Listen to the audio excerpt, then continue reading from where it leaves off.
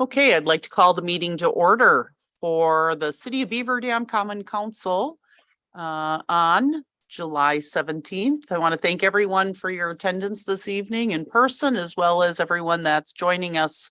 Okay, I'd like to call the meeting to order for the City of Beaver Dam Common Council on July 17th. I want to thank everyone for your attendance this evening in person, as well as everyone that's joining us. Okay, I'd like to call the meeting. That was whose ever voice that was. Oh my. Yes. Oh, okay, we're good. All right, well, that's a great start. All right, let's now let's start with our roll call, please, Ms. Farron. Anderson, Here. Appenfeld, Here. Burnett, Here. Bree, Here. Fisher, Here. Hanson, Here. Keel, here, Mark, here, Olson, Perkins, Here. Wassell, Here. Yads, Here. Zap. Here. Okay, please let the record show that Alderperson Olson and Burnett are both absent and excused. I'm sorry, Bonet. Bonet, did I say Burnett? Bonet. Yes, you are. All right, moving on to agenda item number 2. Please join me in the Pledge of Allegiance, followed by a moment of silent deliberation. I pledge allegiance to the flag of the United States of America and to the republic for which it stands, one nation, under God, indivisible, with liberty and justice for all.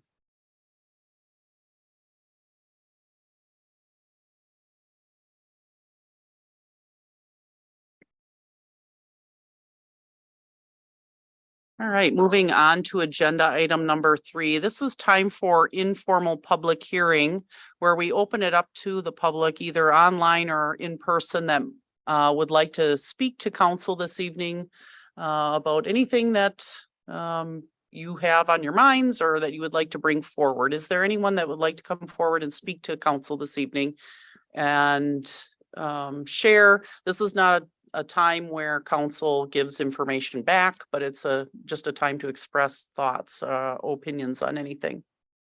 Is there anybody in the audience that would like to speak this evening? Or anybody online? Anybody that would like to share anything this evening? Okay, again, one more time, anybody online or in person that would like to share anything with council this evening? All right, very good. We'll move on then to agenda item number 4, time for our announcements. Just wanted to share that the Seipel Center for the Music and Arts is now offering their Tuesday night concerts at 6 p.m. It's a great venue, place to be outside and enjoy music this summer. So if you wanted to add that to your calendars, always the continuation of the Dodge County Center for the Arts at the Art Studio Thursday nights, our art nights, 4 to 7 p.m. Those are free activities if you wanted to take family to that. It's a great way to get involved. July 28th is the next Jam by the Dam held at Tahoe Park. And then National Night Out is coming up August 1st, 5 to 8 p.m. It's a way that we celebrate our protective services, police, fire, EMS, as well as our public works department and all of those individuals that serve our community. So it's a great night and a lot of nonprofits and community members getting involved. I would encourage each of you to attend if you have the availability. So, and we thank Chuck Stungle for setting that up again. Appreciate his coordination of that. Chuck has is a retired teacher that recently actually moved out of the area, but he's still going to coordinate that for the city. So we greatly appreciate that. Does anyone else have anything else that they'd like to share this evening? Yes, Ms. Mark. Don't forget the ribbon cutting for the splash pad.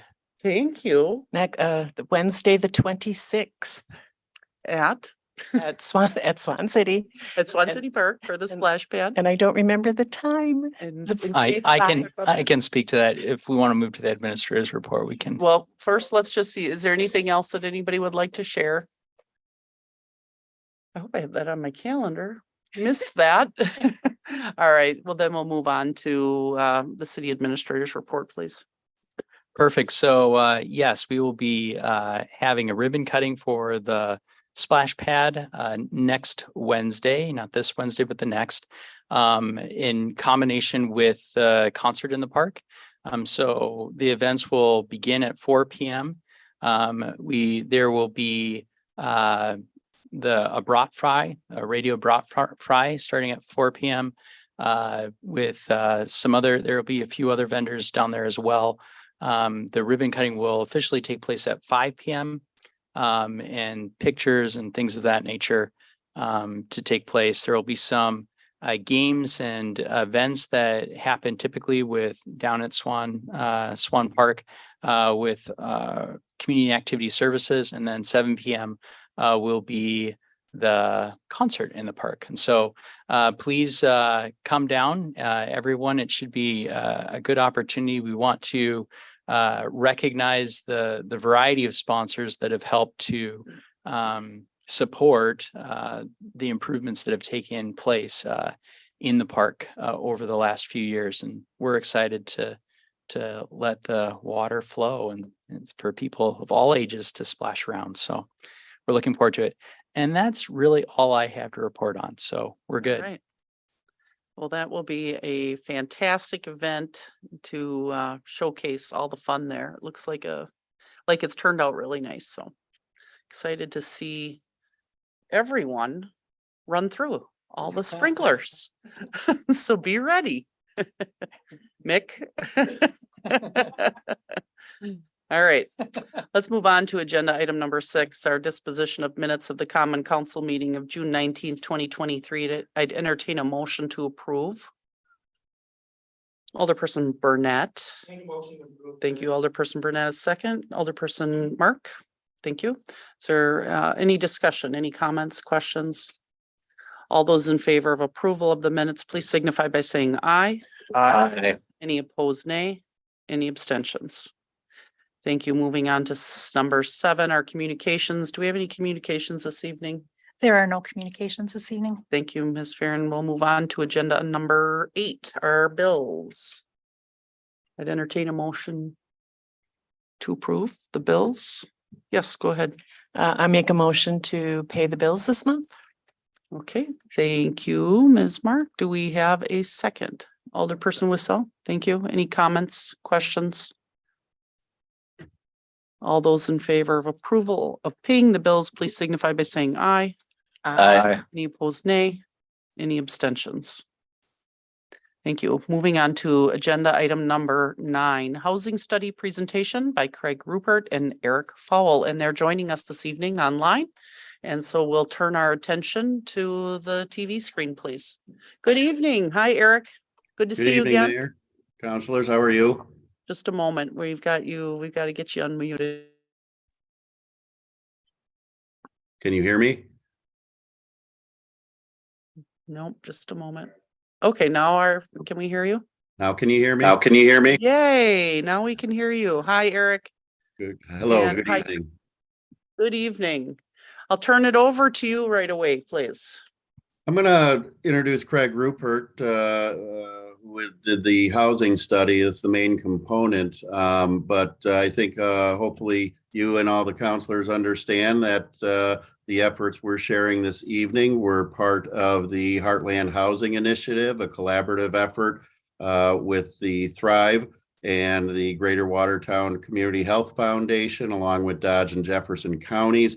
They had applied to WEDC for a capacity building grant, which essentially allowed for a number of small communities to receive some planning and consulting services related to affordable housing, but going well beyond just doing housing studies and looking at projects that really help get things built on the ground ultimately. And WEDC is very interested in how all these efforts translate into action on the ground versus just looking at a bunch of numbers and talking about strategies to move forward. So since the market study was the main project, I'm going to defer to Craig and let him go first with that information and discuss it as much as you like. And then I will share the information on the value per acre mapping. And again, we'll spend as much time as needed to answer any questions.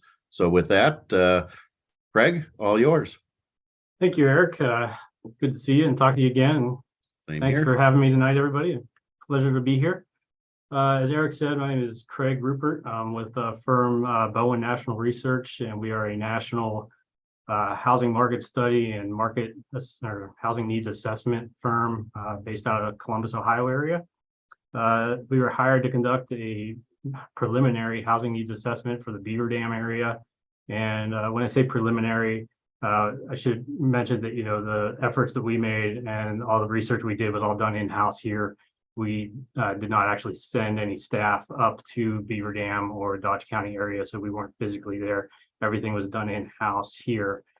And so as part of this preliminary analysis, the scope of work that we looked at here, let me share my screen. I just realized I did not do that. Hopefully everybody can see this now. Okay, so the scope of our work for this analysis, we started by establishing our primary study area, which for this case was the city of Beaver Dam. We also looked at a secondary study area, which was the balance of Dodge County. So, all of Dodge County excluding Beaver Dam. We did a demographic analysis, which looked at population, household, and income trends through the year 2027. So we did a 5-year projection period of 2022 to 2027. This is also used look back at trends from 2010 and 2020 housing census. We also, as part of that demographic analysis, looked at commuting and migration patterns.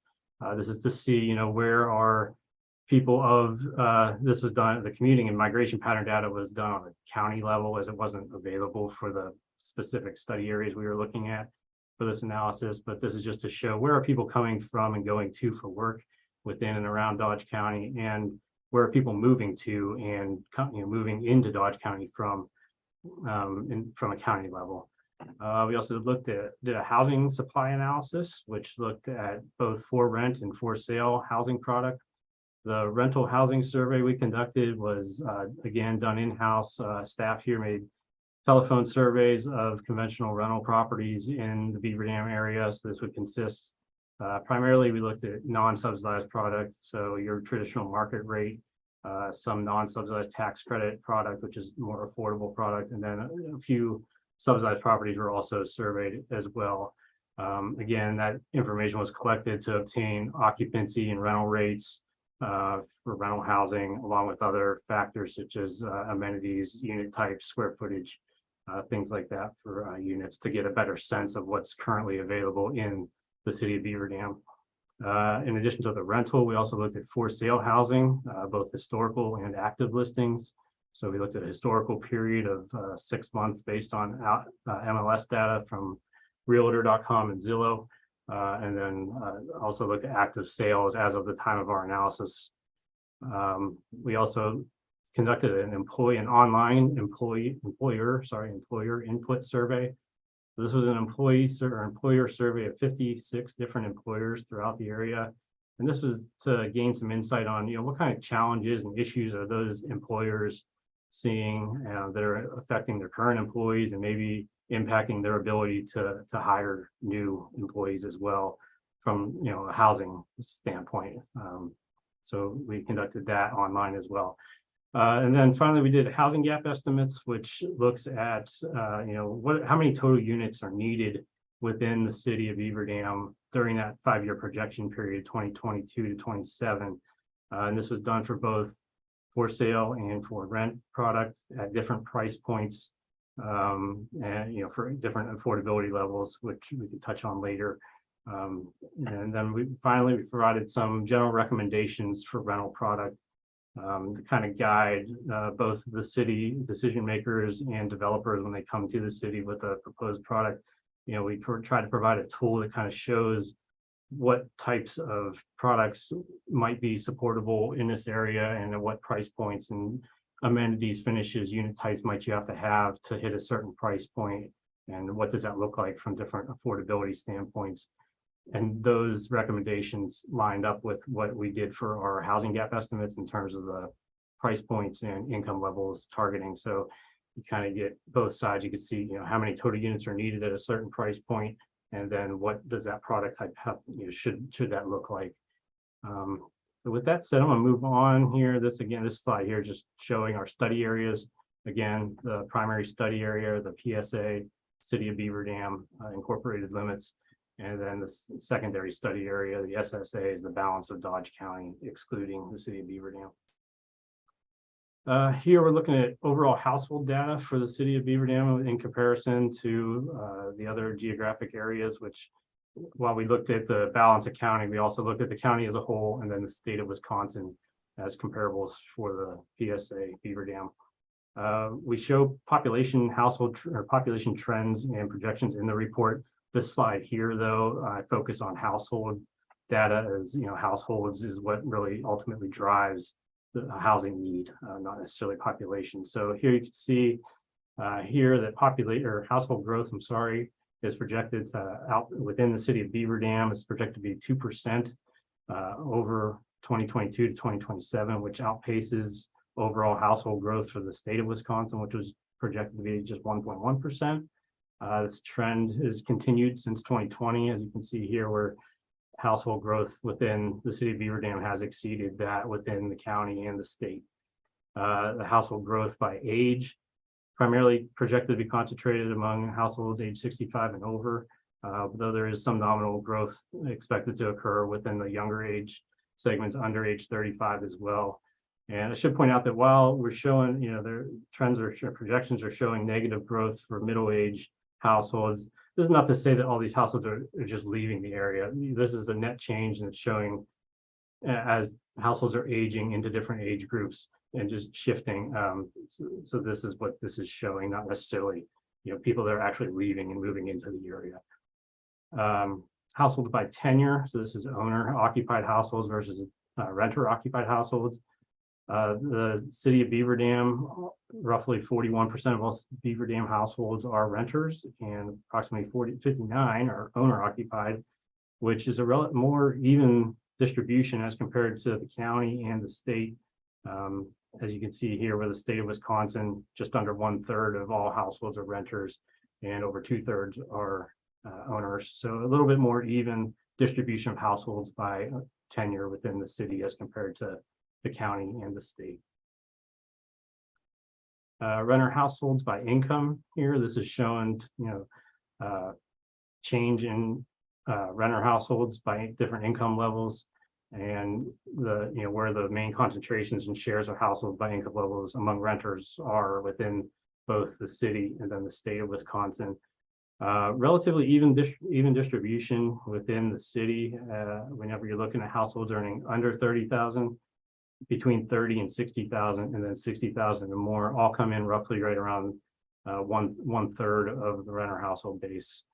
The growth among renter households within the City of Beaver Dam is projected to be concentrated among households earning $40,000 or higher between 2022 and 2027, as indicated here with the red box, which is similar, relatively similar to the state of Wisconsin, which is projected to experience their growth overall among renter households $50,000 or more. So showing some growth within that $40,000 to $50,000 income band within the city that the state is not projected to experience. So a little bit wider range of the growth in terms of household income among renter households within the city here. Owner, same table here, but now this for owner households. Nearly 2/3 of all owner households within the city are estimated to earn $60,000 or more, with nearly half of those earning $100,000 or more. So the higher income levels generally coincide with owner occupied homes typically, so this is not uncommon to see.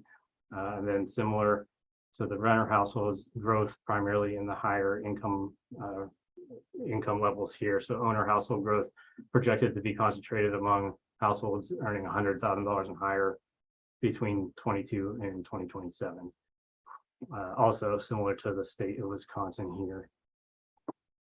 And while the growth projections here kind of indicate that the growth is conducive to housing product or sale product, it would be higher priced product. Our demand estimates, as you'll see later, do show there is still, ongoing demand for price points for housing product at various price points. This is both for sale and for renters, as not all potential owner households are going to be searching for housing, at the higher price point. Some are going to look for a lower price point home to lower their cost burden. And you'll get other support from external support from people commuting into the area that are looking to relocate to the area, maybe at lower price points, lower income levels that you're not seeing the growth for here. Migration patterns here. So this is a little too far there.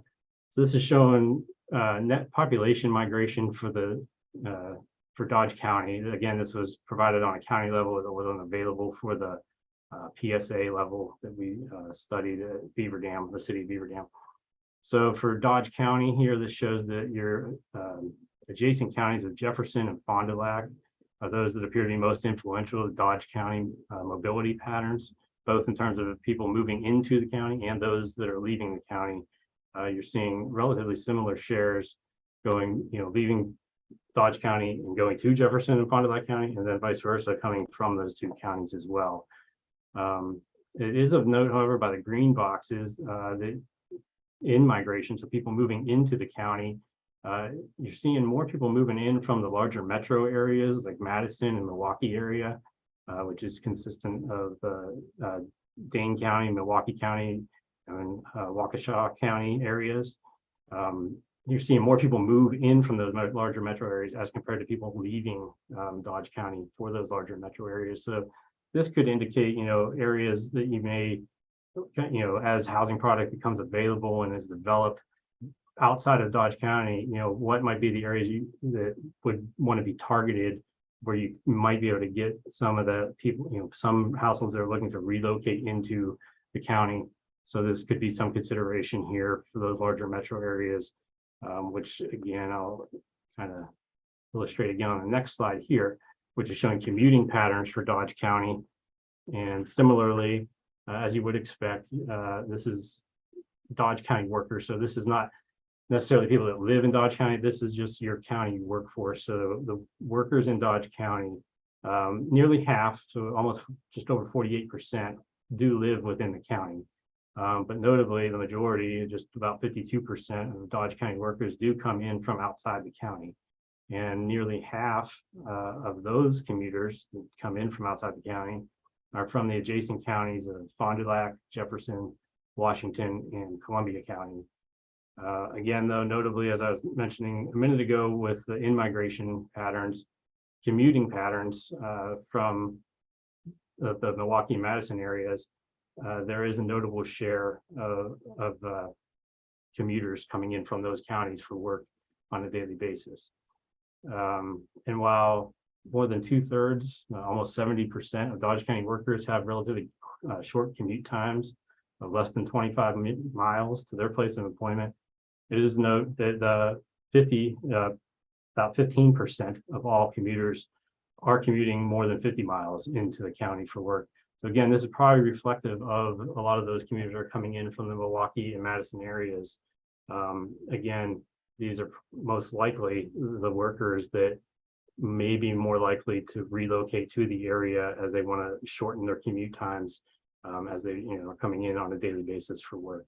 So again, just kind of things to think about whenever maybe marketing new housing product in areas to target outside of Dodge County and the directly adjacent areas.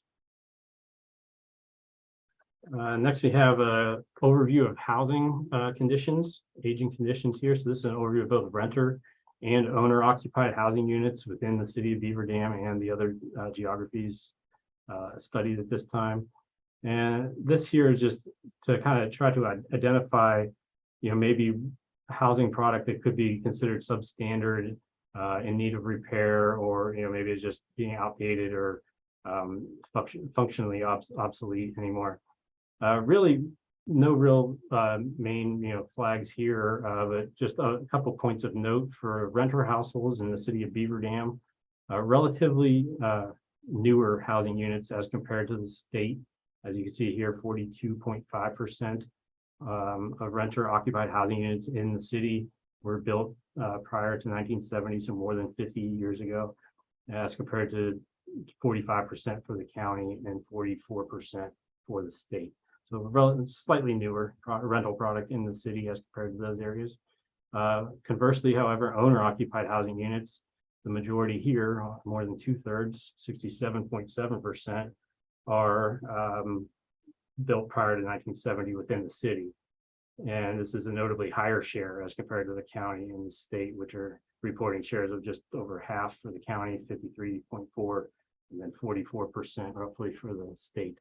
So older owner occupied housing units, but relatively newer renter occupied housing units within the city as compared to those areas.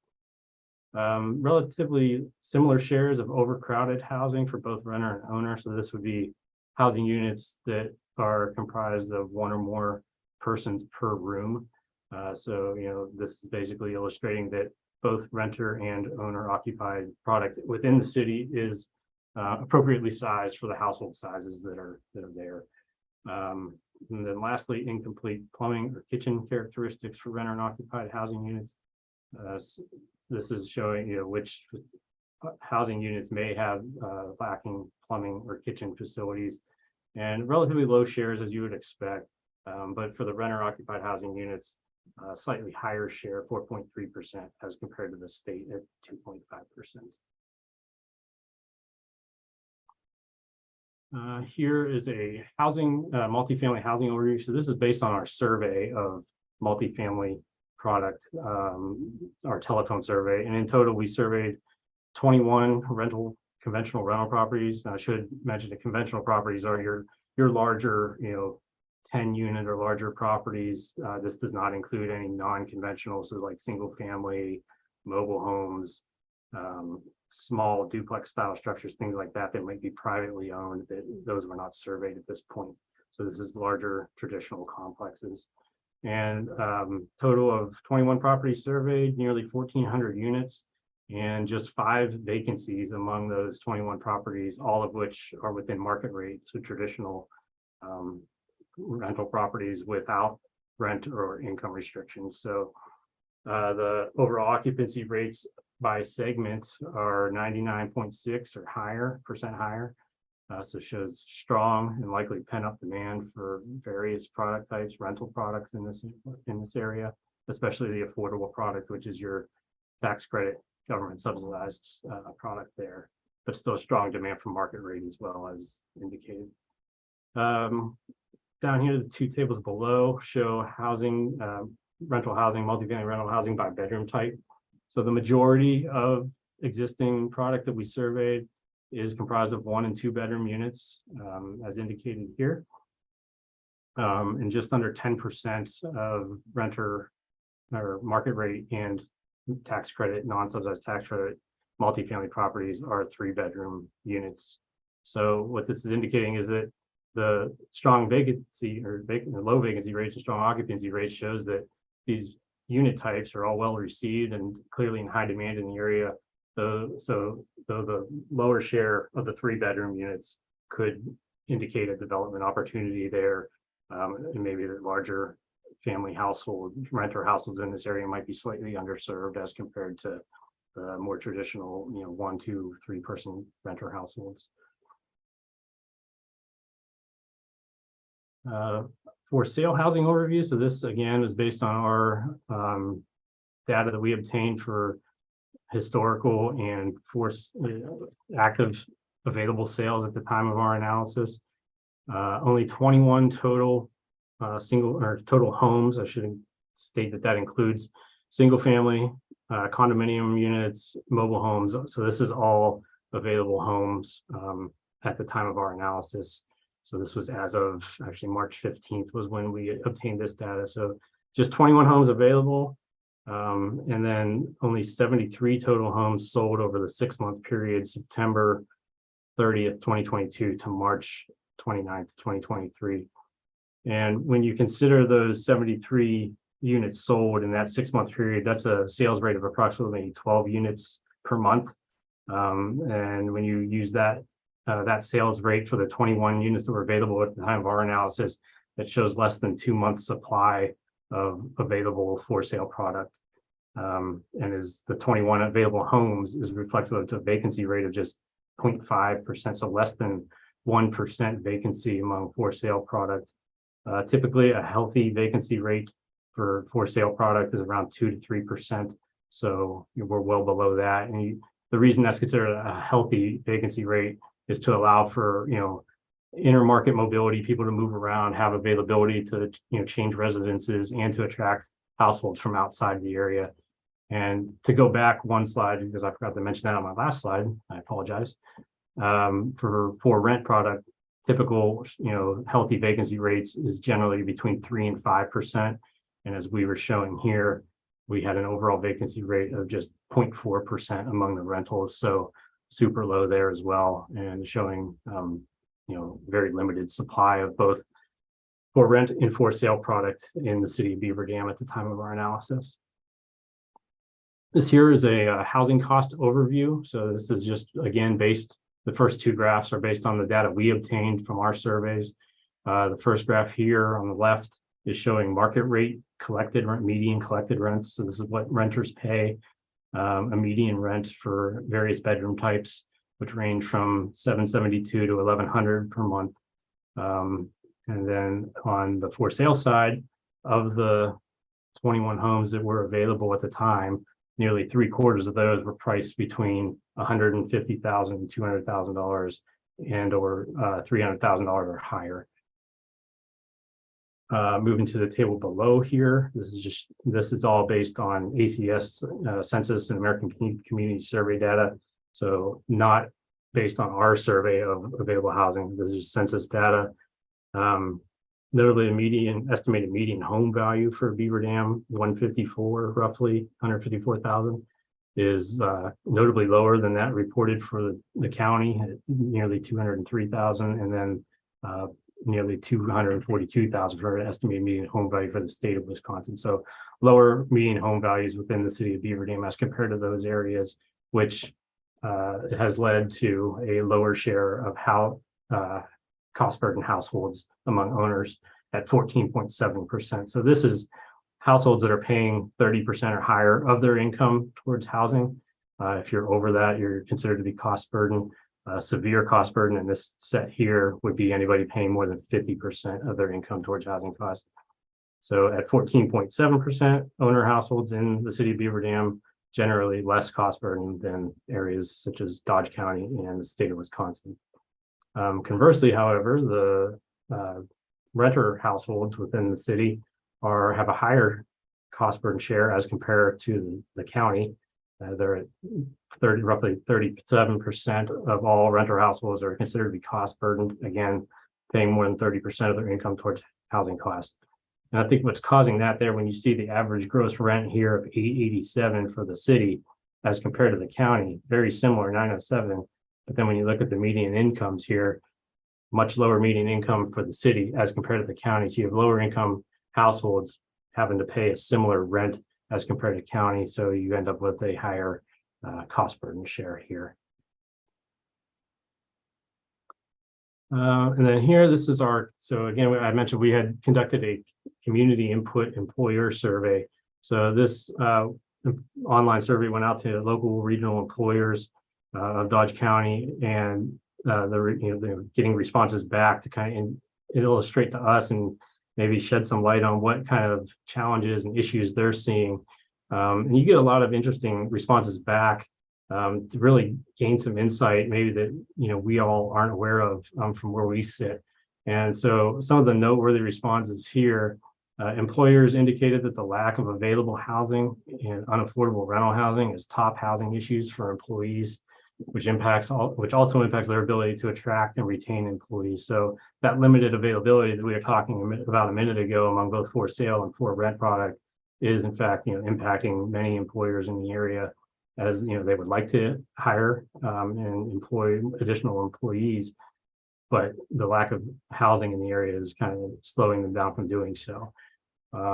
Also, respondents most frequently indicated that there's a need for rental product priced between approximately $750 and $1,250 per month, depending on unit type and product type.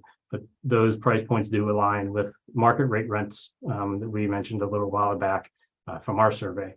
In addition to that rental product, they also indicated that entry level and for sale housing priced below $200,000 is most needed. And there's a need for housing of various product types, both for sale, single family homes and traditional multifamily rental product. These employers that responded to the survey indicated that more than 1,200 new jobs could be created among these employers over the next 3 years. And that nearly 20% of those respondents indicated that they could or would consider providing some type of housing relocation services or assistance or reimbursement to employees if housing was to become available. And then lastly, notably, nearly half of all respondents indicated that they would be more likely to hire additional employees if additional housing was available in the city of Beaver Dam or surrounding Dodge County areas. So again, just kind of illustrating that lack of availability currently is severely impacting employers' abilities to obtain new employees. And then here we have, this is our housing gap estimates summary. Within the report, there's a full scale housing gap estimates, which details this, but this is broken down into the 4 different price points that we looked at for each housing segment, rentals and for sale. And these looked at different levels of area median income, ranging from 30% of median income all the way up to over 120% of median income. For overall, there's a total need of more than 1,800 units, rental and for sale combined, between that 5-year period, 2022 to 2027, that projection period we looked at.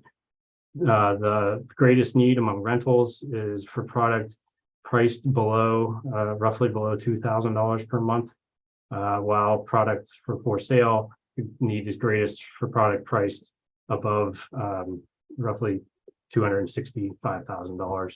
So these would be for incomes, households with incomes of over 80,000 for for sale product, and then for renter households earning between approximately $18,000 and $80,000 per year.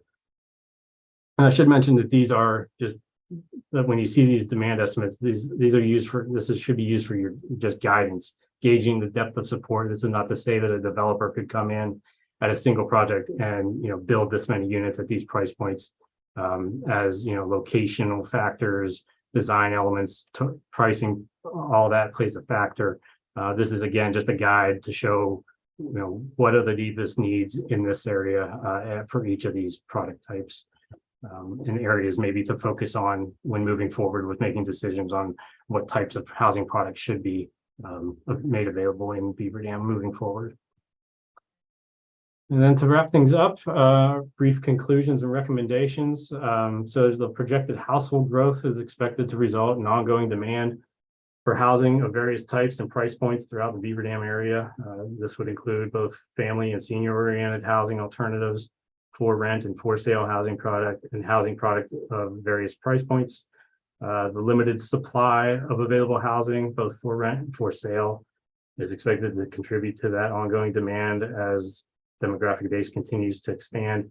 It will just add more pressure to the housing market in terms of availability and pricing.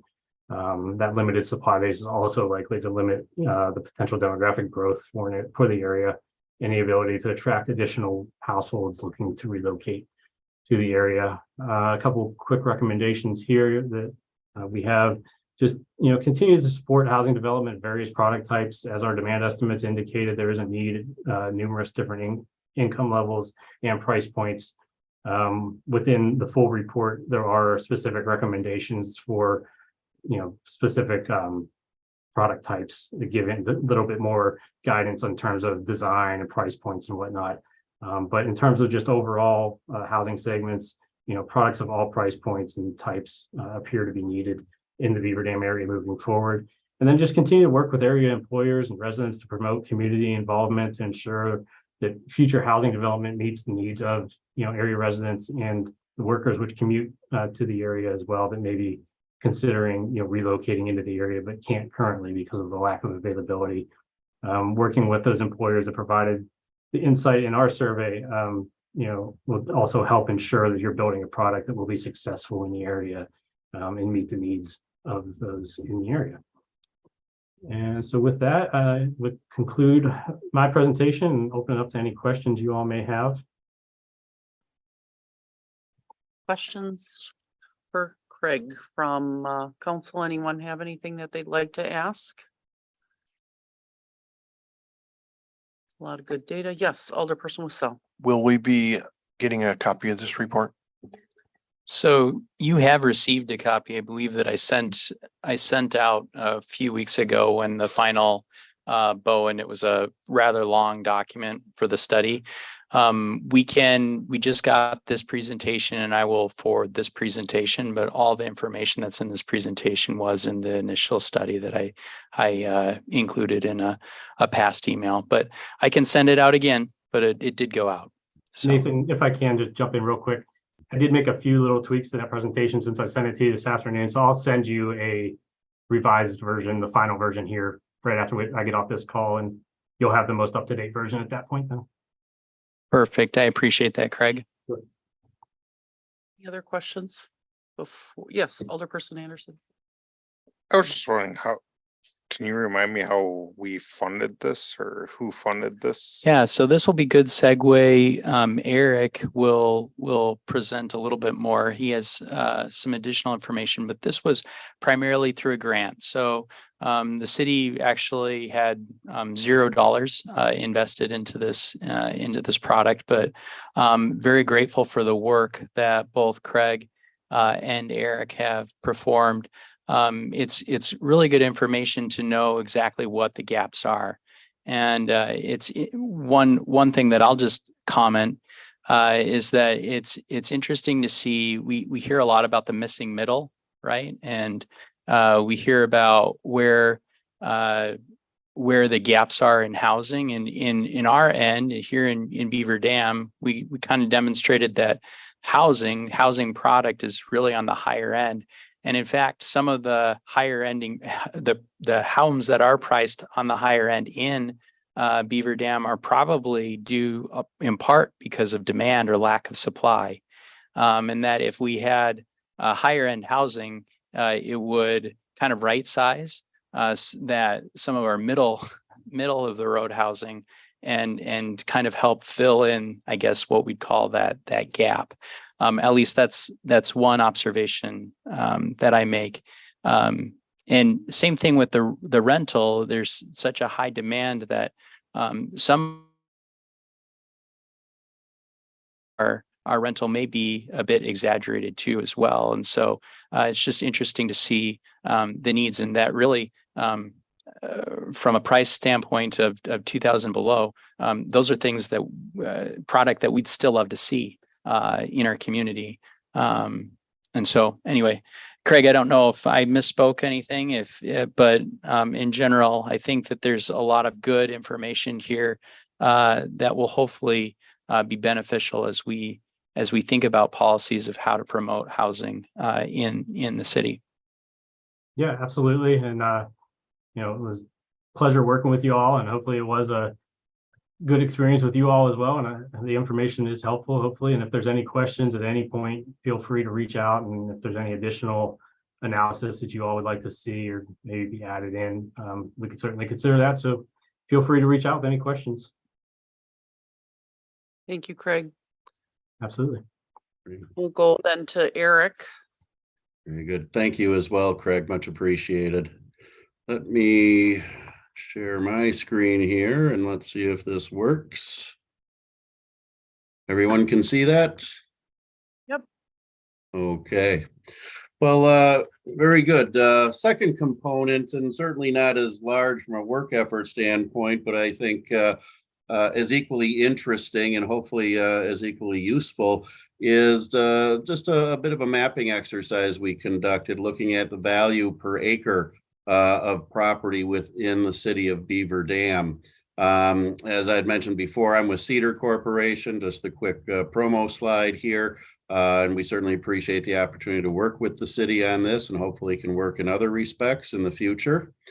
It was mentioned earlier that these products were funded through the Heartland Housing Initiative. So it was a no match grant. Each community that applied for projects had a maximum of $20,000 that could be spent. And I think we're probably right near that effort on these two projects. And we appreciate the partnerships that happened locally with the counties and Thrive.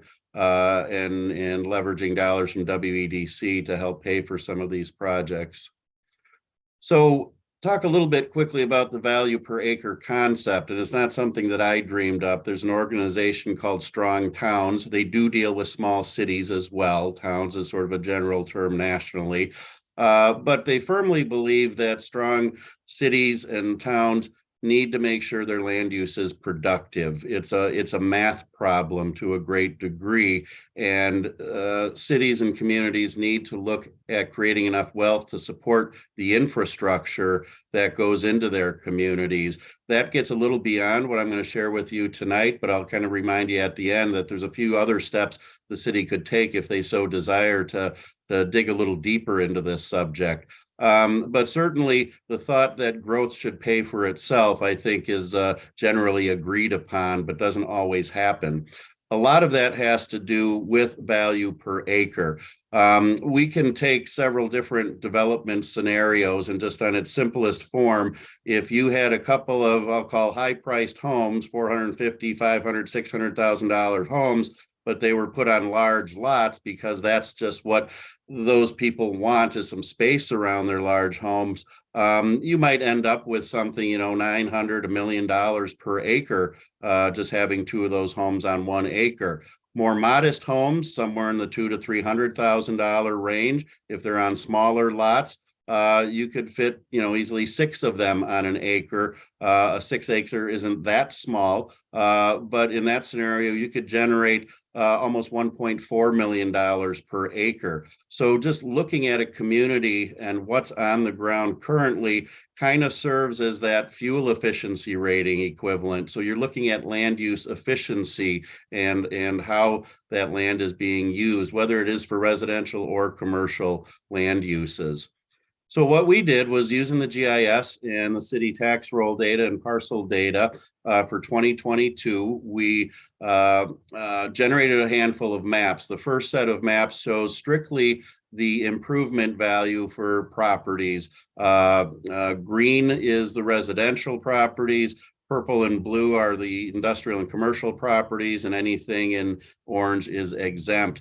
There were a few properties, it was noted, that did not make, determinations weren't made on their value yet for 2022. So we use 2021 values to plug them in. It doesn't make a huge difference there, but we did want to fill some gaps instead of showing no value in some of those parcels.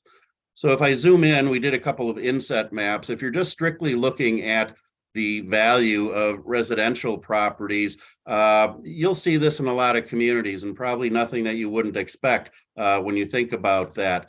Properties along or near the water are generally have higher value for a home or the improvement than other parts of the city. And then notice a few of the newer subdivisions on the periphery also generally have higher values. The darkest green is 300,000 in this case. So the same can be said for commercial properties. If we just look at these areas, you have a fair number of commercial properties that are above the $300,000 value. We're not talking about the land value, just the building, just the improvements, but you can see those clusters, and that's where a lot of the concentrated commercial is, industrial lands with those values. If we start thinking about this differently, just beyond the value of the home or the building, and we start considering the lot, we can develop maps that show that value per acre. So we simply take the total value of the property, improvements, and the land, divide that by the size of the parcel, and that will give us the value per acre.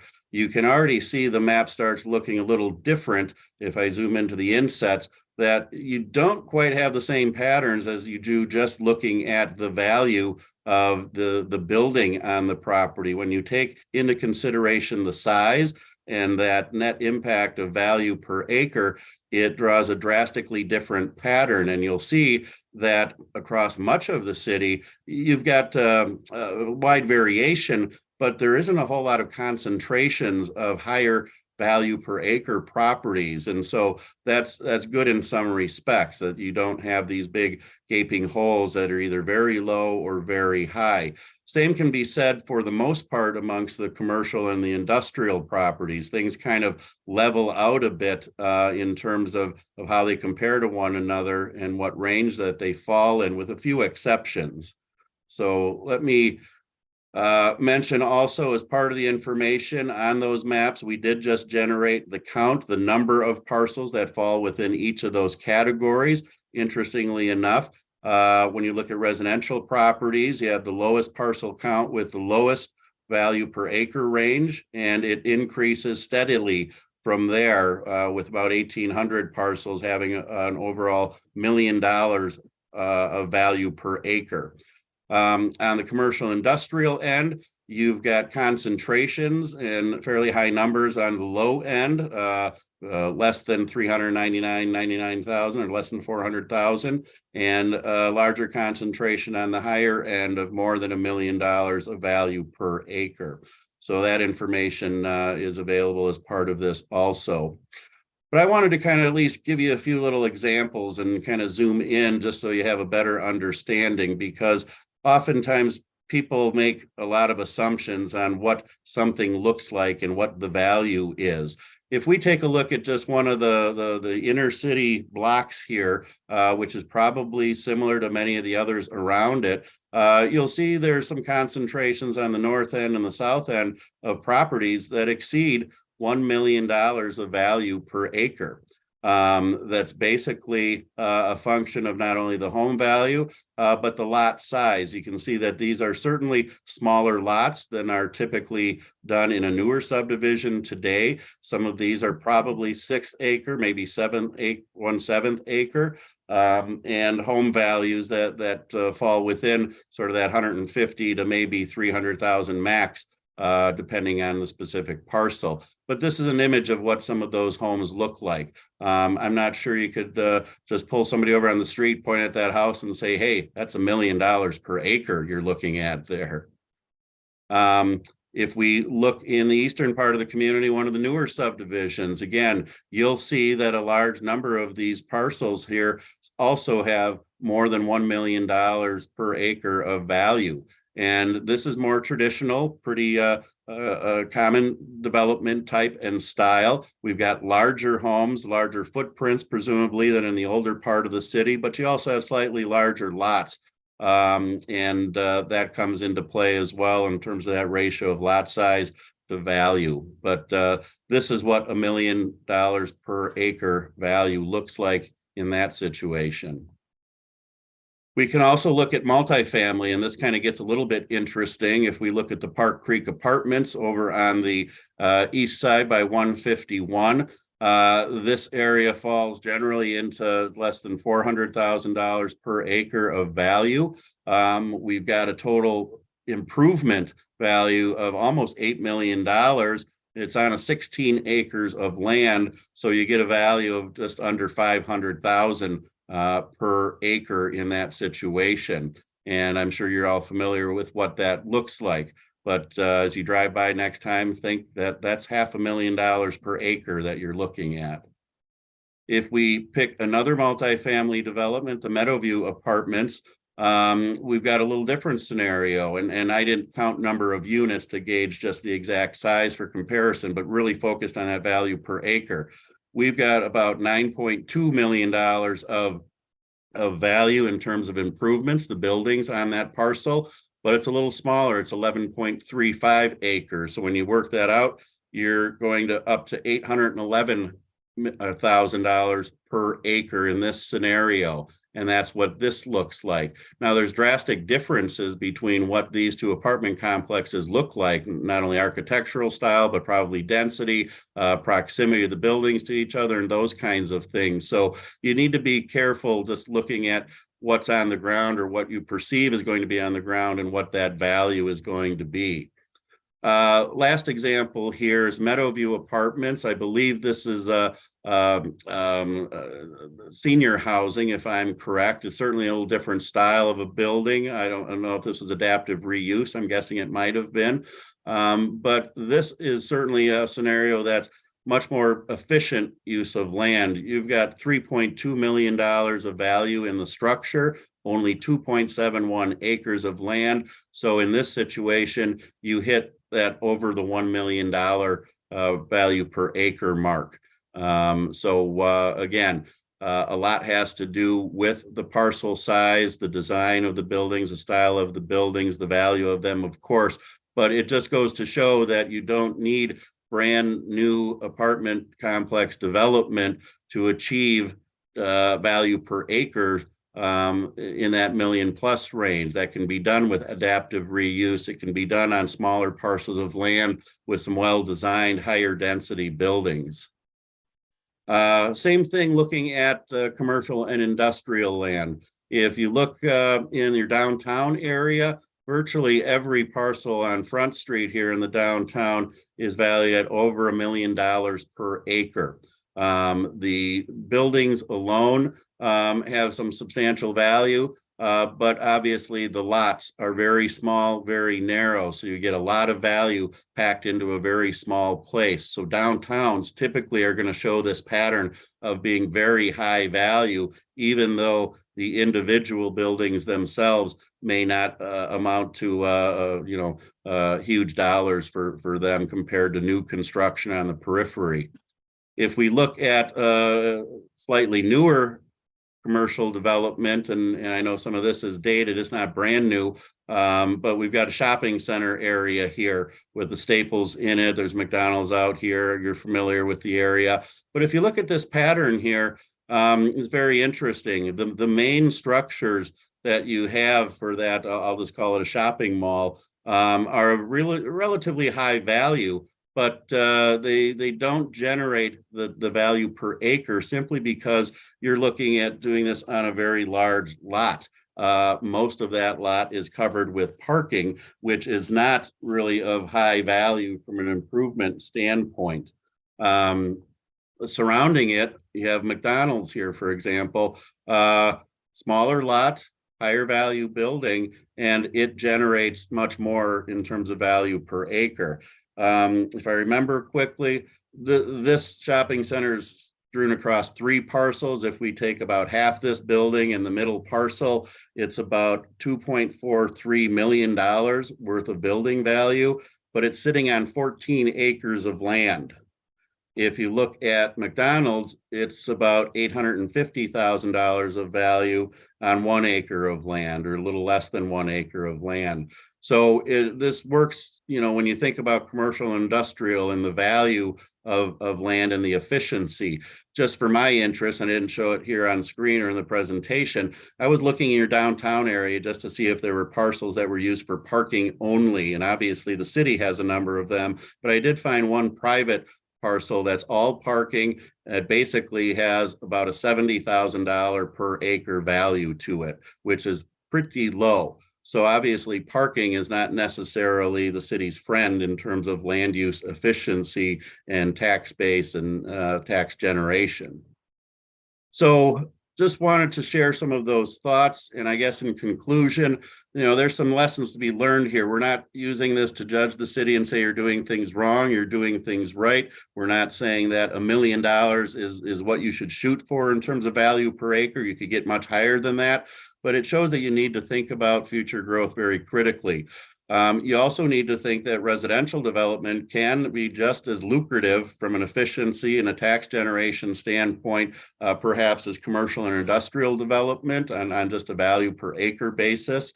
And the more you can focus new development around economic activity centers, the better you're going to be in achieving a higher value per acre.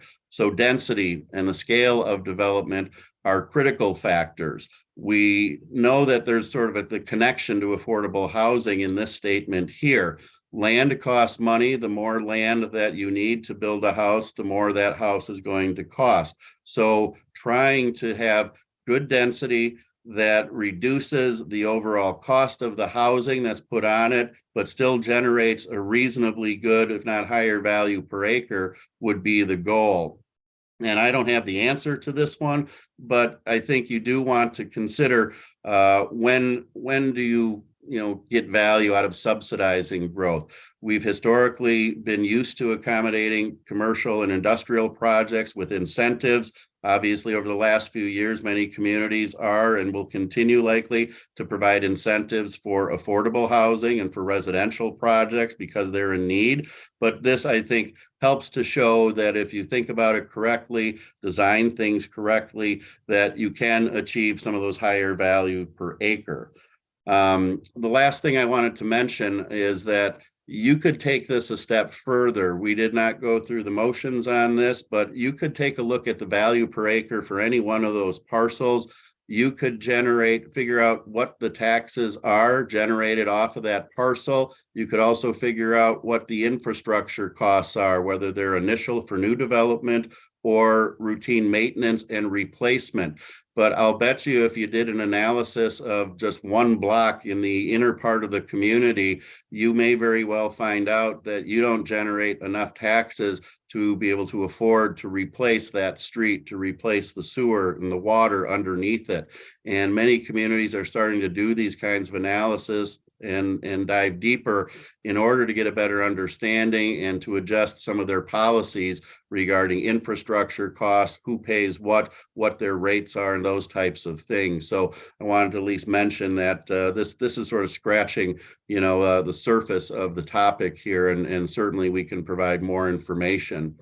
But that's concludes my presentation. Certainly open to any additional comments from you, Nathan. I certainly appreciate going back and forth with you on this part of the project and your thoughts, but is there anything you'd like to add before we open up for questions? I would just thank you for how you did present. I think that there's a lot of good information, and clearly, when you look at individual properties, it sometimes will present very specific questions or thoughts, and how does this compare to this property, et cetera. And really, I think the benefit of this study is really to actually look at the zooming out and looking at the overall picture. And one comment that I'll make is that as we develop, as we build, Eric's last comment about, are we producing an ROI?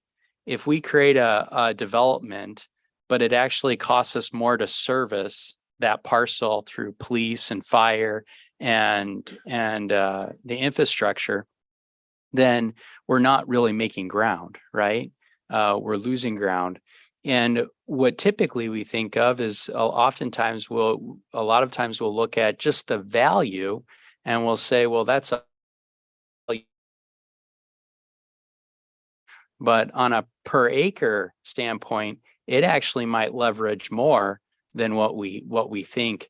As we develop out, if we create what's called sprawl, where we have a lot of acreage at a low value, we need roads to service that area. We need that's drive time that we take up for staff and so forth to service that area.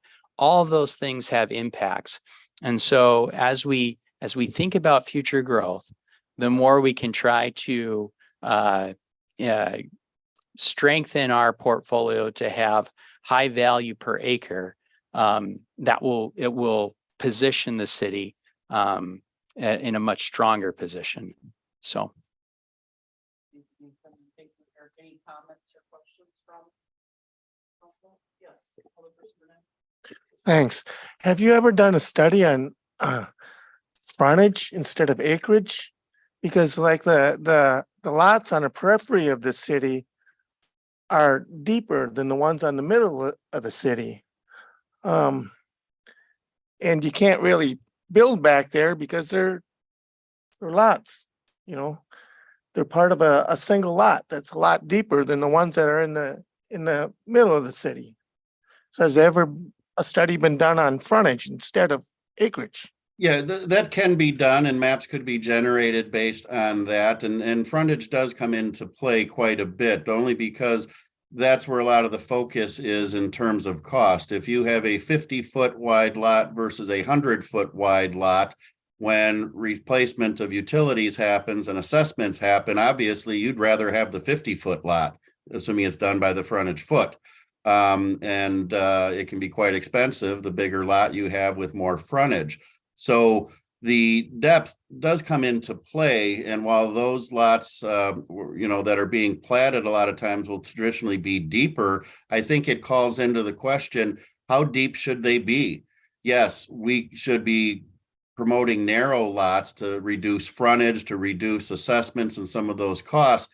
But if you're making them 2 or 3 times as deep, then you've got issues with the road patterns aren't as efficient. You might have been able across a subdivision by shortening the lots, been able to stick 1 more road in and 2 more rows of homes when you're designing it and achieving, again, that higher value per acre.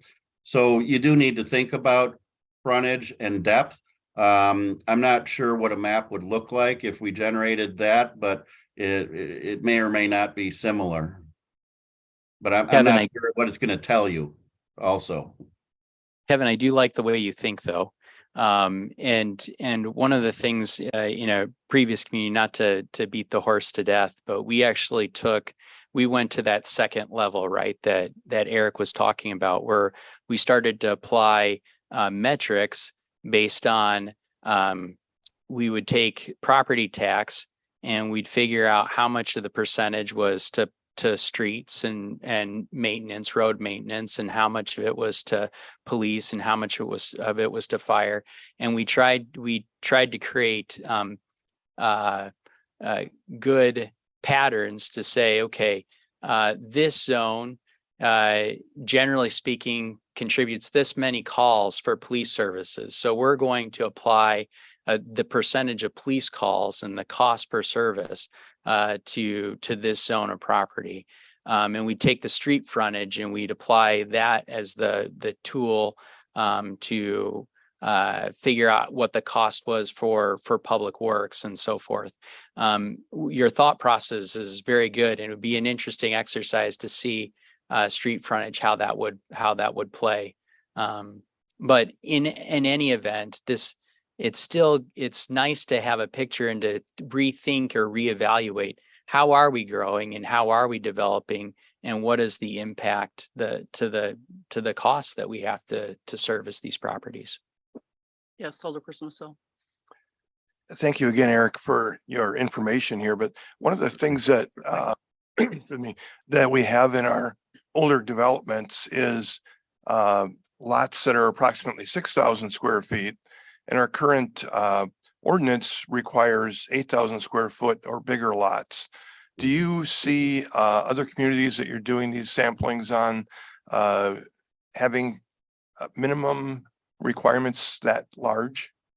It's a wide array of requirements across communities in the state, but from working with quite a few over the years in northeastern Wisconsin, southeastern Wisconsin, many of them had intentionally decades ago, or maybe unintentionally, usually put those minimum lot sizes higher, 10,000 square feet at least in a lot of communities. So you're seeing at 8,000, which is probably slightly below the general average out there. But now that we've been talking housing crisis for a couple of years, we've got many communities that are considering drastic changes in their ordinances to lower the minimum lot size.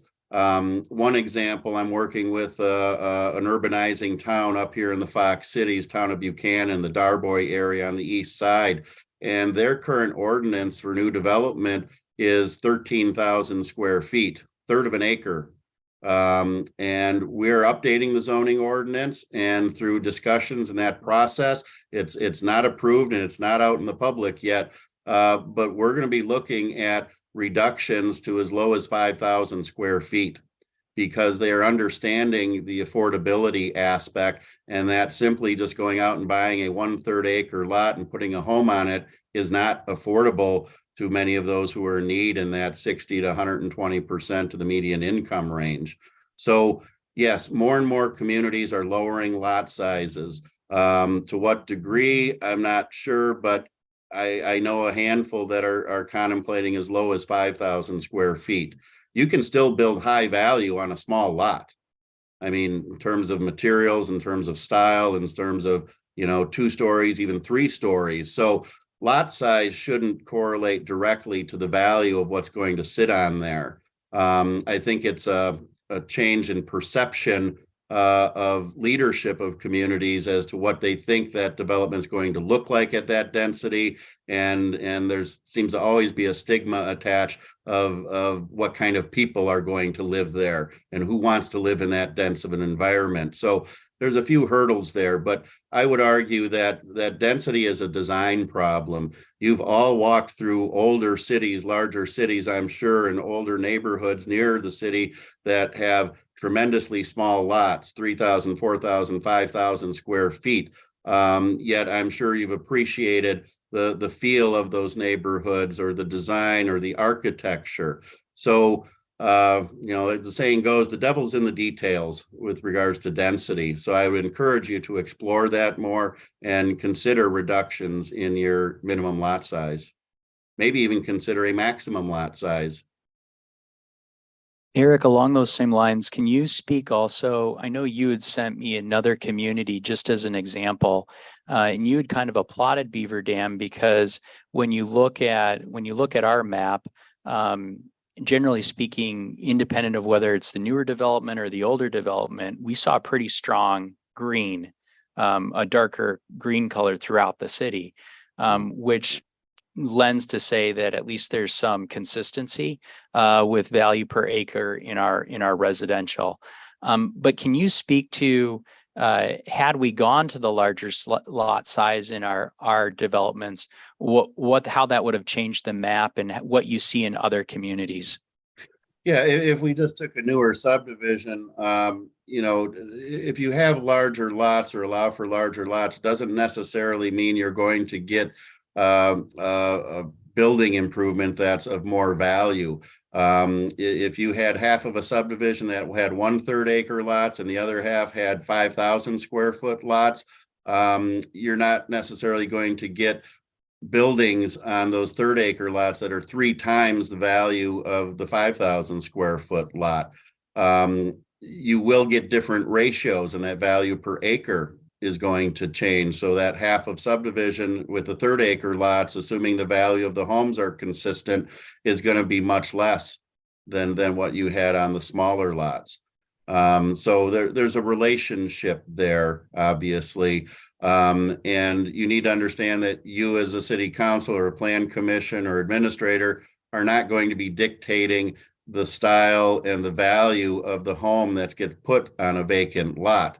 Some communities have minimum square footages requirements in different zoning districts, and I don't see it that often, but several do. And that, I think, shoots themselves in the foot for being able to attract or build affordable housing. One community I'm working with has a minimum square foot of 1,400 square feet, and 1,400 square feet is not what a substantial part of the market is looking for nowadays. They're looking for 1,000 square feet, maybe even a little less, because of more 1 and 2 person households being out there. They don't need as much space, but there aren't any homes of 1,000 square feet that are being built new at this point, or very few. So, I think that's part of the challenge that you face, is to look at that lot size and the density question and ponder what good design is under those different scenarios.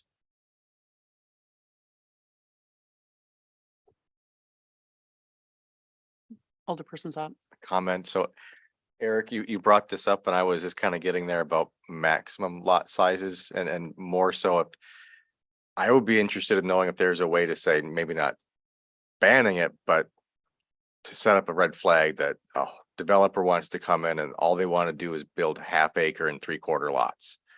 Is there a way to say, hey, hold on, we should talk about this before we just green flag somebody that wants to come in the city and build 1/2 acre, 3/4, 1 acre lots? I mean, is that feasible to have that discussion going forward? I think it is, especially nowadays. As the market study shows, there's still a market and a need and a demand for higher value homes. And assumably they're going to want a little larger lot in some cases. But you don't want to shoot yourself in the foot by just doing a blanket maximum lot size across, a single family zoning district and say you must meet that. It depends a bit on the land and the features of the land. There may be things that need to be worked around, streams or woodlands or other environmental features to protect, which may dictate that some lots will be larger or need to be larger, even though some of it may not be developable. That's one thing not factored into our map, obviously, is what's considered developable value per acre versus, the gross amount of land. So there's going to be some variety just because of the nature of the property itself. If you had just a flat farm field and everything's developable, it's not as much of an issue. I would also encourage that you think about variety of home styles and a variety of lots. Maybe it's a pet peeve of mine, but nothing makes my skin crawl more than just seeing uniform ranch homes spread across the landscape. They all look the same, maybe a different shade of beige. They're all the same size. There's very little character to that type of neighborhood.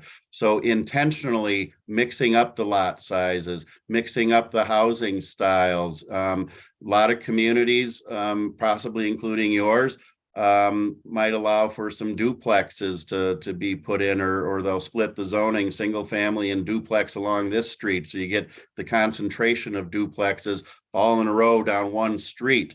Apartments and apartment complexes, as typical, are clustered. They're all over here in a multifamily zone. And you need to think about breaking that up and developing a community and a neighborhood that has a variety of housing styles.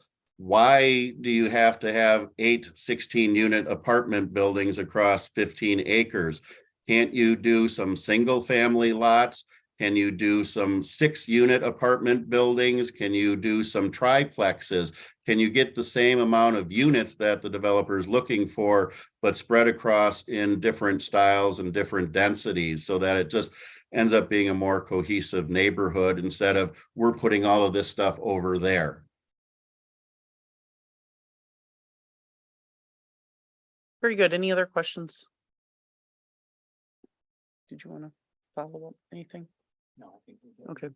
Thank you so much, Eric. Appreciate all your time and certainly the information that you shared this evening was very worthwhile. So we appreciate it. Thank you, and we appreciate the opportunity, and as does our partner, Bowen National, and Craig, I thank you for joining us this evening. I will be following up with Nathan over the next few months. I've got to do some reporting back to WEDC on the grant, and so I'll be very interested over the next few months how you, the city, how the committees, the council might use this information, as well as the development community, assuming it's shared in some way, shape, or form. So we're excited to be involved, and we wish you nothing but success moving forward with the housing issues. So thank you. Thank you, Eric. All right. Good Have a night. good night. All right, very good. We're going to then move on to agenda item number 10, our ordinances, starting with ordinance number 4. Ordinance number 4-2023, an ordinance amending section 62-50 parking restrictions of the Beaver Dam Municipal Code. This is the first and second reading. Because this is a first and second reading, I'll open it up for public comment. Is there anyone in the audience this evening here or online that would like to speak for or against ordinance number 4-2023? Anyone that would like to speak for or against ordinance number 4? We ask that you do that now. And I'll ask one more time, is there anyone here or online that would like to speak for or against ordinance number 4? Hearing no discussion or questions from the audience, I'll bring it back to council for deliberation. Any comments, questions, or concerns? Hearing none, please call the roll. Anderson, Aye. Appenfelt, Aye. Burnett, Aye. Free, Aye. Fisher, Aye. Hanson. Aye. Keel, Aye. Mark, Aye. Perkins, Aye. Wissau, Aye. Yads, Aye. Zap. Aye. Thank you. That ordinance number 4 passes. Moving on to ordinance 5. Ordinance number 5-2023, an ordinance amending section 62-8, certain vehicles prohibited of the Beaver Dam Municipal Code. This is a first and second reading. Because this is a first and second reading this evening, I'll open it up for public comment. Is there anyone again in the audience here present that would like to speak for or against ordinance number 5-2023 or online? If you would like to speak regarding this ordinance, we would ask that you do that now. And one more time, if anyone wants to speak for or against ordinance number 5-2023, we'd ask that you do that now. Okay, hearing no public comment, I'll bring it back to council for deliberation. Any comments, questions, or concerns regarding ordinance 5?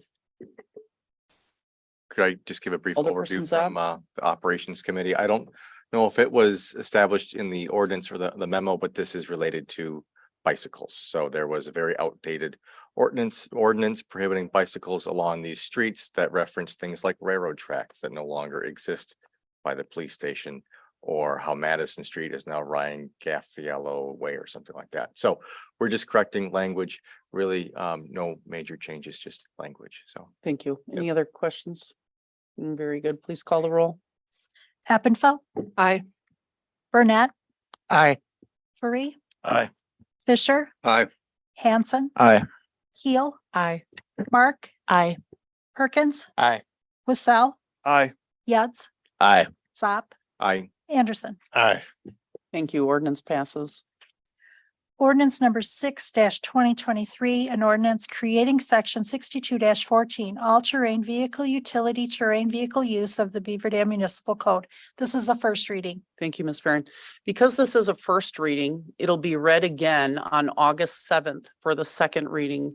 So just like we did the previous 2 readings of those ordinances at the second reading, then it's open for public comment. I ask people to come forward if you'd like to speak here or online in favor or against this ordinance. I know that there were several people that were interested in speaking on this evening. In order to speak according to this ordinance, that had to be done during an informal public time. But you are welcome to come back at the August 7th meeting for that public time. And we'd be happy to hear from you then if you'd like to speak on that. Moving on to ordinance number 7.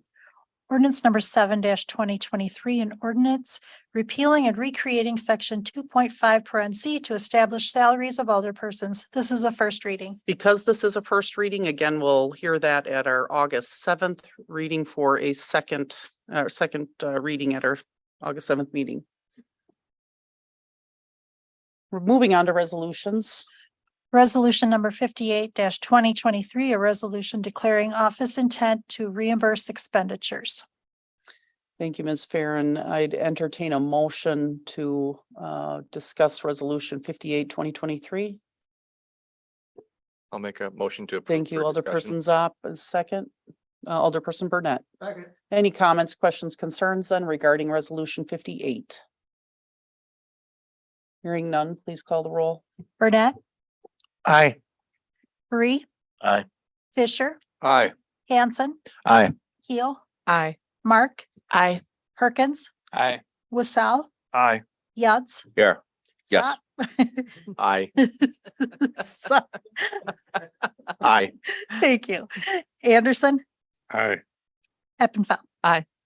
Very good. Resolution passes.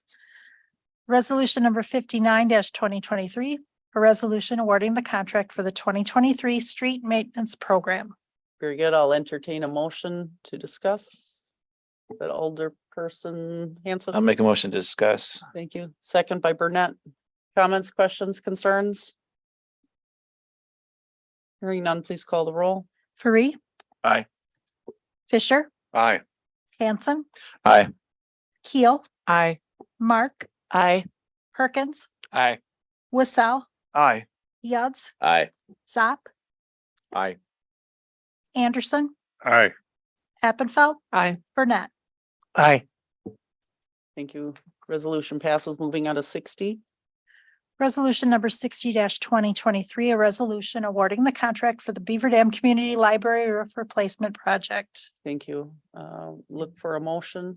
Alderperson Free. I'll make a motion to Second discuss. by Mark. Comments, questions? Alderperson Wissell. Just curious if this bid that we received is from the same company that bid the first time? No, right? That was a new bidder. It's the same bidder, Oh, so. The same general. I guess I was disappointed in the amount, but there's a fair amount of extra work that we've added. Is that the case? I think the scope's always been the same as far as I know. Nathan, I don't know if you wanna fill the gaps. Yeah, the scope's always been the same. We had hoped that we would have, clearly more competition. We had bid this out once before, under the design. The thought process was having a rubberized product would have been a less expensive, undertaking. We only had the one bid, and so we revisited with the architect, and basically the thought process, we had received several comments of using a metal roof product would that there would be more interest out there. We also expanded the amount of time in which the contractors could do the work in order to try to expand interest. We had thought we'd received more interest in preliminarily, but at the end of the day, there was only the one bidder that came forward. The scope has not changed. We just modified how we bid it out the second time. So then the other question is, what kind of roof material are we getting now? There is a alternate bid here for the PVC thermoplastic. That I take it that that's not included. Right, so the base bid is metal roof. Okay, The alternate was the PVC membrane, but as you can see, the alternate adds, so. Right now, so it should be a long-term steel roof. right. Alderperson Anderson. Just to add from the operations committee, we also reviewed the Curry Street Road Construction Project. Which I'm sure a lot of you are familiar with.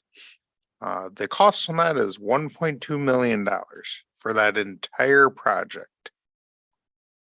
And we're asking 1.1 million for a roof.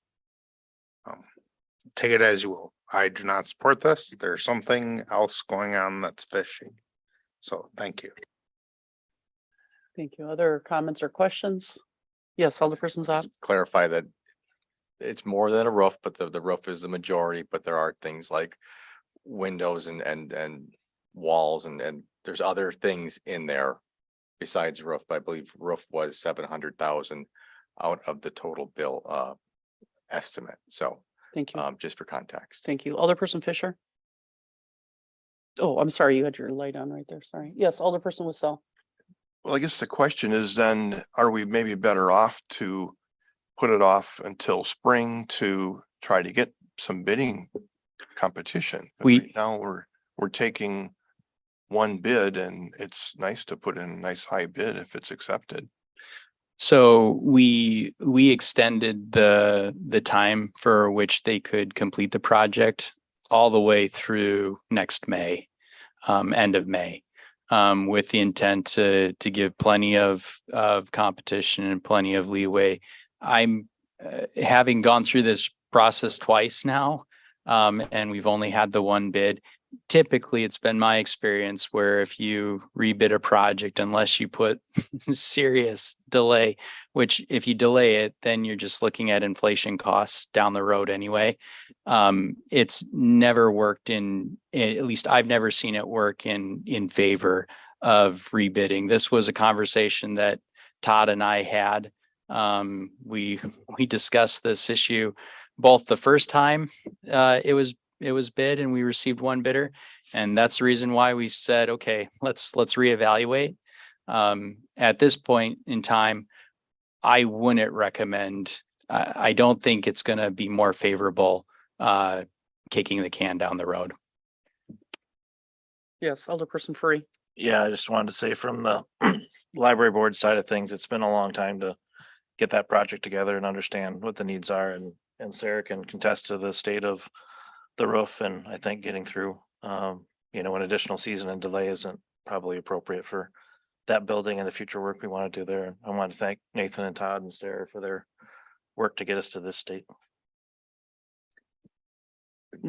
So I do support this. I will say that it wasn't unanimous vote in committee, but we had a lot of reluctant support. And I, just for full disclosure, so that you are aware of what you're voting on, that we budgeted 700,000 for this year, and there was a discussion about the remainder. So that 400,000 would have to go up for bonding next year or the next budget, right? So be prepared for that discussion. But again, as Nathan said, we need it. We need it. We'll be worse off if we wait, but just so you're all aware that this would go for bonding. Yeah, to clarify, we budgeted 1.2 for this project. When we got the initial estimates from the contractor, we felt fairly confident that we could bond for $800,000 for the project rather than the 1.2. It ended up that we thought that there would be cost savings. We thought the PVC, which is an equivalent product to it's a long-term product, just like the metal roof. The original estimates were coming back more favorable towards that $800,000. Clearly that didn't happen the first time we bid it. We had hoped that bidding it out a second time, we would see a little bit of the needle move. It did move, just not to the point that to just accommodating the 800,000. So I will say that was a little bit of my mea culpa. I'll take a little bit of the blame, hoping that we wouldn't have to bond for as much this year. But we will need to, as Zach mentioned, we need to make up for that difference when we're planning our debt service for next year. Had there been discussion about just doing the roof and, waiting until next year then to do the windows, since, roof is really critical? And Yeah, and talking with the architect, that's not a possibility. Plus, you're going to see increased costs because now you're kind of touching an area twice, if that makes sense. So it really doesn't. It's all intertwined. What needs to be done. was the new bid then, did they put it off until next year, or are they still planning on completing it before the end of this year? So I believe they're still planning to get going this year. It's just that they have more time to complete it. Once they start, though, they have a narrow window to complete. They can't start and then do it over 6 months, right? They have to complete it within a certain time frame. Any other questions? Alderperson Anderson. I guess two things. One, we don't have to bond for the leftover. We have to find the funds somewhere. But we do not have to bond for that. Is that correct? Or am I wrong? Right. We'd have to cover the balance with something. So if there are remaining dollars from other projects or whatnot that are remaining, or if we want to shrink the amount of projects we have for next year, we're going to need to still pay it, right? Correct. but we don't necessarily have to bond for it. That's all I'm looking for. Is that correct? You gotta figure out, you just. Yes, Right, we have to yes. figure out, right, a way to cover that cost, Correct. yes. Correct. Okay, And thank then you. the Any sec- other, oh, sorry, go ahead. Then the other question was, now that people are hearing, we don't have technological issues or what's the I guess the cost estimate of the remodeling the library has slated, and what's the time frame on that? And is it perhaps through the same company? And so are you directing your question? Whoever can answer that, to- whoever you can answer. that? Yeah, I can answer that. So the firm that did the work for the roof was contracted by the library to start doing conceptual designs for the interior renovation. So design work is one thing, it's the actual work of the construction is another. Right now, we don't have anybody contracted out to do any renovation work. I think that the next step for the library board is to evaluate. I think they're still waiting on kind of preliminary cost estimates based on the conceptual work.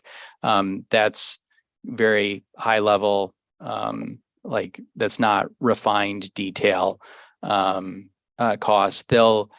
As soon as they get that back, the library board's going to need to make some decisions as far as what they want to do, like how much of a renovation do they want to do on the interior? How much do they want to do capital campaign? How much do they want to spend out of the endowment fund, et cetera? And at that point, then they would contract with a firm to get more specific design work based on what the direction that they want to go. I think that everyone and even the city, we're happy with the work that PRA has done. They've done a good job. It's just been unfortunate that we haven't had bidders coming to the table to make. We would love to have a more competitive bid. So. Yes, Alderperson Wassell. I guess I'm definitely voting against this. I think we need to rebid this. And I understand, I'm very sympathetic to the library board and the fact it needs a roof, and it's got several, I'm going to call them dripping problems that are probably more major than dripping. But part of what I'm seeing here is this is a winter job for this contractor. Winter work costs more. You don't get the efficiency out of the employees. They're bidding it according to doing it in the winter. I would like to see this scheduled for a spring or summer to be completed, and I think we might have more bidders. Some contractors lay off their roofers during the winter, so it might be why we're not getting bids from other contractors. Other comments or questions?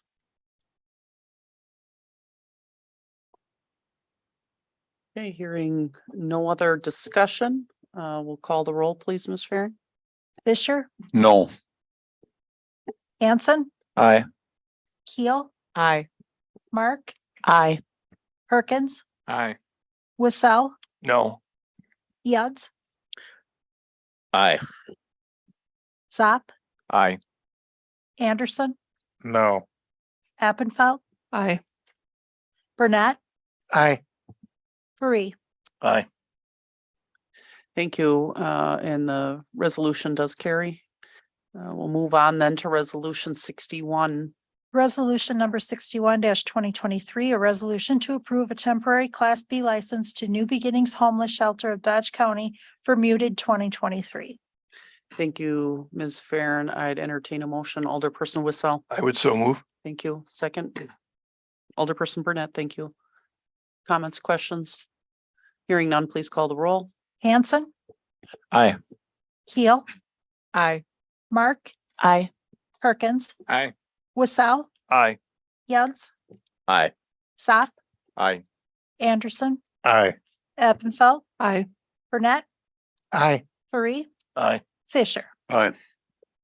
Thank you. Resolution passes. Moving on to our next resolution. Resolution number 62-2023, a resolution granting a Class B license to SBG Apple North X LLC, doing business as Applebee's Neighborhood Grill and Bar. Thank you, Ms. Farren. Entertain a motion. Alderperson Burnett, second by Mark. Questions, comments? Please call the roll. Keel, Aye. Mark, Aye. Perkins, Aye. Wassow, Aye. Yads, Aye. Zap, Aye. Anderson, Aye. Appenfelt, Aye. Burnett, Aye. Fareed. Aye. Fisher, Aye. Hanson. Aye. Thank you. Moving on to 63. Resolution number 63-2023, a resolution granting a Class B license to Draft House Pizza LLC. Thank you, Ms. Farren. I'd entertain a motion to approve. Thank you, Ms. Oppenfeld, with a second by Fareed. Questions, comments? The couple that are working on this did attend the meeting for the admin committee, and just to let you know, and they anticipate an opening once reconstruction is done towards maybe the end of August. Yes, Alderperson Anderson. How many do we have left after this one? I believe we have one more left, All right, thank you. Thank you. plus the reserve, yeah. Thank you. All right, hearing no other discussion, please call the roll. Mark, Aye. Perkins, Aye. Wassow, Aye. Yads, Aye. Zap, Aye. Anderson, Aye. Appenfelt, Aye. Burnett, Aye. Fareed. Aye. Fisher, Aye. Hanson, Aye. Keel. Aye. Thank you. Moving on to 64. Resolution number 64-2023, a resolution approving the attached contract between the city of Beaver Dam and E-Plex LLC, doing business as E-Plan Exam for the reviewing of building plans meeting certain criteria. Thank you, Ms. Farren. I'd entertain a motion by Alderperson Mark with a second by Yuds. Thank you. Comments, questions? Hearing none, please call the roll. Perkins, Aye. Wassow, Aye. Yads, Aye. Zap, Aye. Anderson, Aye. Appenfelt, Aye. Burnett, Aye. Fareed. Aye. Fisher, Hanson, Aye. Keel, Aye. Mark. Aye. Thank you. The resolution carries. Moving on to agenda item number 12, a mayoral appointment, looking for approval of Plan Commission Committee appointment of Bev Beal Lake to a 3-year appointment to expire May 1st, 2026. I'd entertain a motion. Alderperson Hanson. Thank you. Second by Keel. Thank you. Any comments or questions? All those in favor of approval of the appointment, please signify by saying aye. Aye. Any opposed, nay? Nay.